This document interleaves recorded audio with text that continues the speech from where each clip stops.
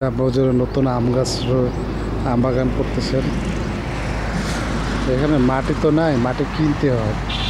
মাটি কিনে কিনে এরকম আম গাছের গোড়ায় দিয়ে তারপরে এগুলো লাগাইতে হয়। এখানে অবশ্য মাটি দেখা যাচ্ছে না, পাথরের এলাকা।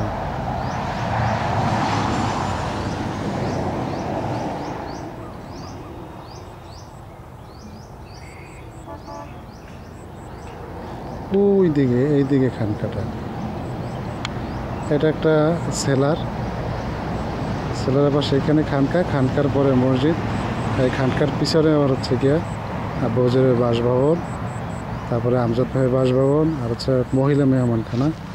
এটা আবার এই দিক থেকে যায়, এই যে একটা রাস্তা দেখতেছেন না,